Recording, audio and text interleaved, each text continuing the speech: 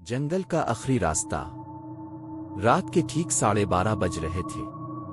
احمد اپنی بائک پر اس جنگل کے راستے سے گزر رہا تھا، جس کے بارے میں مشہور تھا کہ وہاں رات کو انسان نہیں، بس سائے چلتے ہیں۔ ہوا میں عجیب سی گھٹن تھی، درخت ایک دوسرے سے ٹکرا رہے تھے اور ایسا لگ رہا تھا جیسے کوئی چیز اوپر شاخوں میں دوڑ رہی ہو۔ احمد نے رفتار بڑھائی مگر اچانک بائک ایک جھٹکے سے بند ہو گئی۔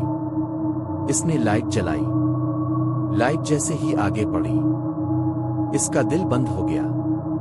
راستے کے بیچ ایک عورت کھڑی تھی، سفید کپڑے، بال چہرے پر پھیلے ہوئے اور جسم ایسے لرز رہا تھا جیسے ڈانسز نہ ہو بلکہ کچھ اور ہو۔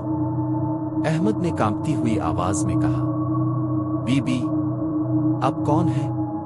عورت نے آہستہ آہستہ اپنا سر الفاٹے الف، چہرہ پوری طرح کٹا ہوا اور آنکھیں خون میں بھیگی ہوئی۔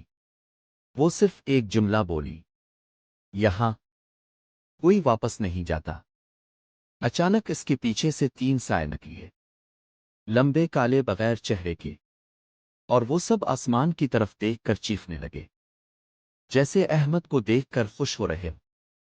پھر عورت نے ہاتھ آگے بڑھایا، کہا، ہم بہت دیر سے تمہارا انتظار کر رہے تھے۔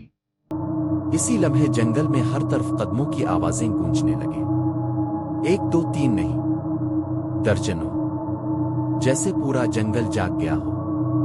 احمد نے کانپتے ہاتھوں سے بائک سٹارٹ کرنے کی کوشش کی، 1 2 3، اور اچانک بائک چل پڑی۔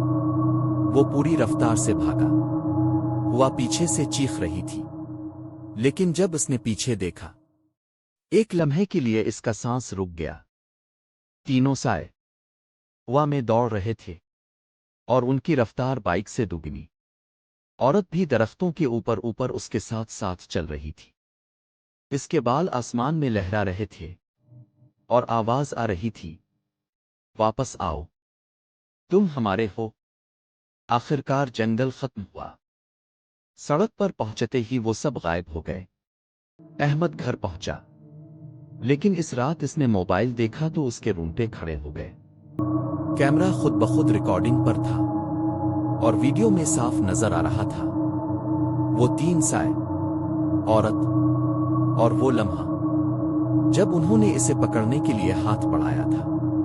احمد آج تک زندہ ہے، لیکن وہ کہتا ہے وہ سائے آج بھی میرا پیچھا کرتے ہیں۔